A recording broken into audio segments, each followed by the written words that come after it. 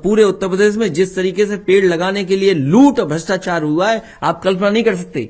पेड़ नहीं, पेड़ तो दिखेंगे ना। आपने रिकॉर्ड पे बताया कि पेड़ यहां लगाया है।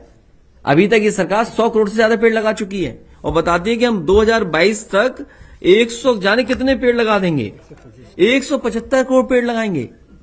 बताइए, 175 करोड़ पेड़ लगाने का झूठ बोल रहे हैं सरकार। और मैंने आपसे कहा कि डियर और एंटीलोप्स मारे गए 50, उस पर क्या कार्रवाई की आपने? ये इसलिए कर दी कि हम उसका सारस देखने क्यों चले गए। सबसे बड़ा सवाल तो यही है कि लोकतंत्र बचेगा कि नहीं बचेगा। और बीजेपी दल नहीं है, न जाने कैसा संगठन है। उस संगठन से लड़ने के लिए सबसे मुश्किल बात जो है, एक बार मैंने दिल्ली में एक बड़े चैनल के सामने कहा कि सवाल यह नहीं है कि कम्युनल कौन है।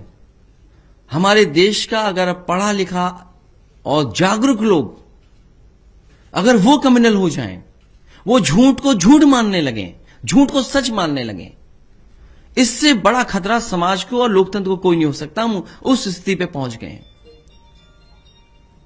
सरकार कुछ भी करे, लेकिन जो परसेप्शन, जो पॉलिटिकल क्रेडिबिलिटी की बात आए या क्रेडिबिलिटी जिसकी भी खतरे में आएगी। मुझे याद है, जैसे ही मैं सुबह निकला और मुझसे प्रेस के लोग सवाल पूछने लगे, उन्होंने कहा कि इस सरकार का 1 साल पूरा हुआ है। मैंने कहा 1 साल नहीं, 6 साल पूरे हुए हैं। और देखिए क्या हुआ। मैं जहां गया मैंने 1 साल का जवाब नहीं दिया, मैंने 6 साल की बात की।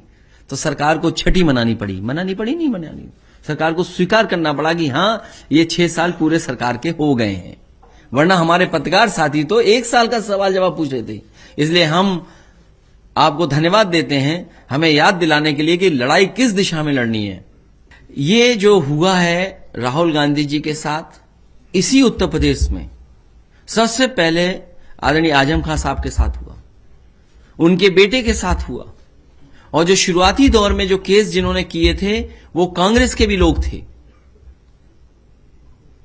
अगर आपको याद हो तो लगातार उत्तर प्रदेश में समाजवादी पार्टी लड़ रही है। जो कानूनी लड़ाई लड़ सकते हैं वो लड़ सकते हैं। आप कोर्ट में क्या लड़ सकते हैं, आप बताइए मुझे।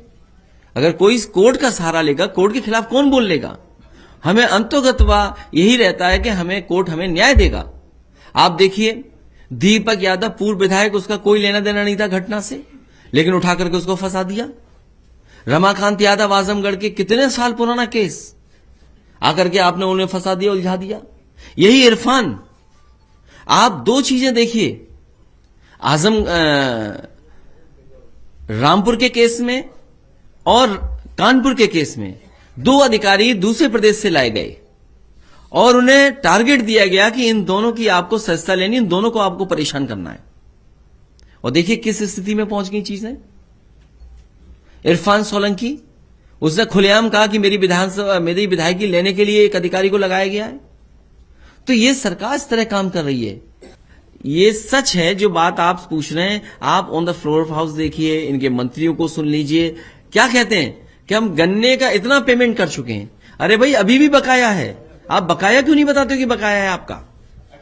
और आप नौकरी देने की बात कर रहे हैं। आप बताइए ना, इस जिले में ये कारखाना लगा, 1 डिस्ट्रिक्ट 1 प्रोडक्ट में आपने ये बजट दिया, आप कुछ बताने के लिए तैयार नहीं है।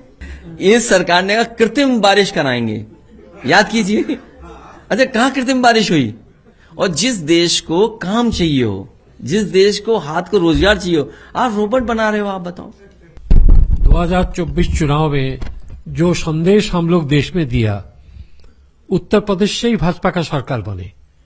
2014 में जो भाजपा का सरकार आया, कहां से आया? उत्तर प्रदेश से आया। 2019 में जो भाजपा का सरकार आया, उत्तर प्रदेश से आया।